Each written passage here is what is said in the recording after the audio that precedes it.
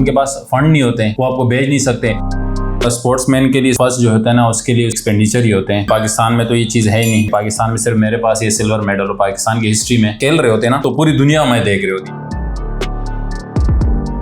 बताइएगा, इतने ज़्यादा मेडल्स हैं और आपने माशाल्लाह इतने अच्छा परफॉर्म किया। हमें याद है कि आप SSU का हिस्सा थे, उस वक्त आप खबरों की जीनत बने रहे। उसके बाद जब ये आप वर्ल्ड पुलिस मेडल, अब मुझे यहाँ से शायद यही वाला है ना। अच्छा, ये मेडल सिर्फ और सिर्फ आपके पास है पाकिस्तान में। तो अब नेक्स्ट क्या इशू होता है, क्योंकि स्पेसिफिक बात यह है कि एक स्पोर्ट्समैन को स्पॉन्सर के बगैर वो कैसे चल सकता है। बहुत शुक्रिया जय भाई, आप आए और इंटरव्यू मेरा लिया और मैं अपने बारे में बता सकूँ इन चीज़ों के बारे में, मेडल्स के बारे में। दरअसल ये है कि ये आपको जो मेडल्स नज़र आ रहे हैं, ये टोटल इंटरनेशनल मेडल है, ठीक है। और ये ऐसे मेडल्स है कि ये सारे वर्ल्ड लेवल के मेडल्स हैं। जैसे आपको ये बताया, ये वर्ल्ड पुलिस का है, जो कि पाकिस्तान में सिर्फ मेरे पास ये सिल्वर मेडल हो। पाकिस्तान की हिस्ट्री में फर्स्ट टाइम मैंने 2019 में रिप्रेजेंट किया पुलिस को, ठीक है। इससे पहले कोई रिप्रेजेंट नहीं किया था पाकिस्तान को। और इसमें मैं कहूँगा कि उस टाइम IG कलीम अहमद साहब और मकसूद अहमद साहब ने बड़ा सपोर्ट किया था।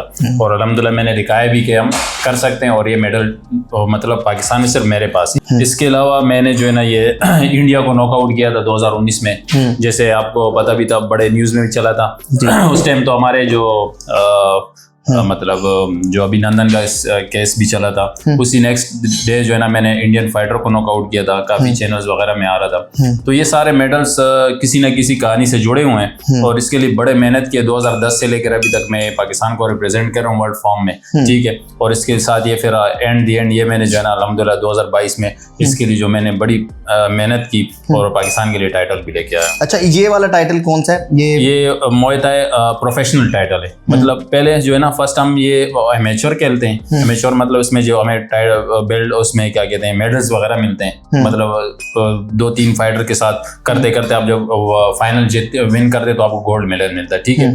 फिर इसके बाद जब आपकी मतलब एमेच्योर लेवल आपका अच्छा होता है तो फिर इसको आपको प्रोफेशनल में एंट्री मिलती है। अच्छा, आपने माशाल्लाह जैसे 10,000 एथलीट में से आप जो है वो ओनली वन थे जिन्होंने ये सिल्वर मेडल पाकिस्तान के नाम किया। इसी तरह ये भी इशू और आज का स्पेसिफिक ये है कि स्पोर्ट्समैन को स्पॉन्सर का जो है वो एक बहुत बड़ा प्रॉब्लम है, बहुत बड़ा इशू है। आप हैं, इसके अलावा और भी हम बहुत सारे स्पोर्ट्समैन हैं जिनको जानते हैं। तो एक ट्रिप जब आप लगाते हैं तो जाहिर है जब उसके लिए एक्सपेंडिचर आते हैं, उसके एक्सपेंडिचर कोई ऐसी बॉडी या पाकिस्तान स्पोर्ट्स बोर्ड तो हमें कहीं नजर नहीं आता कि वो कहीं स्पॉन्सर कर रहा हो, तो फिर आप वो कैसे बेयर करते हैं? देखिए, एक स्पोर्ट्समैन के लिए सबसे फर्स्ट जो होता है ना, उसके लिए उसके एक्सपेंडिचर ही होते हैं। जैसे कि अभी पाकिस्तान में तो ये चीज़ है ही नहीं, मतलब कि उस लेवल की ट्रेनिंग नहीं है, ना उस लेवल के हमारे पास इक्विपमेंट है, ना उस लेवल के हमारे पास कोचेज़ हैं। तो हमें बाहर लाजमी जाना पड़ता है पहले ट्रेनिंग करने के लिए, मतलब 1-2 महीने ट्रेनिंग, फिर उसी को डाइट फॉलो करते हैं। और इसी के साथ मतलब हम जो है ना, उस लेवल के एथलीट है, उस लेवल के लिए हम तैयारी करते हैं ताकि हम उससे फाइट कर सकें, मतलब उस लेवल की ट्रेनिंग करते हैं।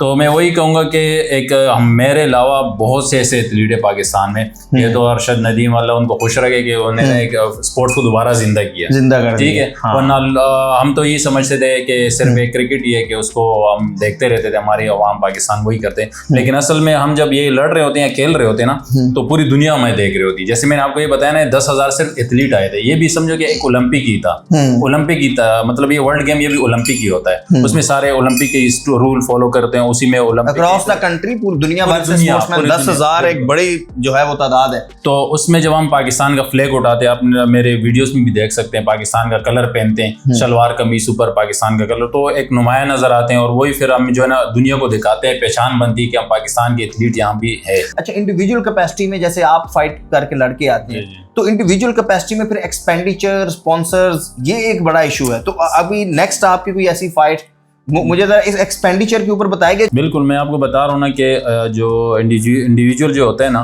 उसमें बहुत सारे गेम आते हैं, मतलब वर्ल्ड लेवल की वो भी फाइटिंग होती है। लेकिन ये कि जो बॉडीज होती हैं वो फिर आपको मतलब अगर है भी तो वो उनके पास फंड नहीं होते हैं, ठीक है, वो आपको भेज नहीं सकते। तो फिर हम यही किसी मतलब जैसे मल्टीनेशनल कंपनियां हो गई या बड़े बिजनेसमैन हो गए, उनसे हम राब्ते करते हैं कि भाई हम जो है ना पाकिस्तान के लिए जा रहे हैं, पाकिस्तान के लिए खेल रहे हैं, पाकिस्तान का ही नाम रोशन कर रहे हैं, तो काइंडली हमें जो है ना स्पॉन्सर कर दें। तो तो अगर वहाँ से कोई अच्छा रिस्पॉन्स आ जाते तो हम स्पॉन्सर होकर फिर पाकिस्तान का वहाँ जाके उनके मतलब जो उनका लोगो होता है उनको जो है ना प्रमोट करना है। ये देश दरअसल अगर हम ये चीज़ देखें ना, जैसे ये हमारे जितने भी कंपनीज वगैरह और जितने भी बिजनेसमैन है, कॉर्पोरेट क्लास है जी, अगर वो सिर्फ ये कर लेना कि हमारे जो एथलीट ज़्यादा से ज़्यादा 25 करोड़ वहाँ में कितने होंगे, 1000 एथलीट होंगे जो पाकिस्तान को, 1000 भी नहीं है, 1000 भी नहीं है। अभी ओलंपिक में हमारे कितने पार्टिसिपेट चलो किया, 500 कर दो, अगर 500 भी ले लें तो कितना खर्चा आएगा।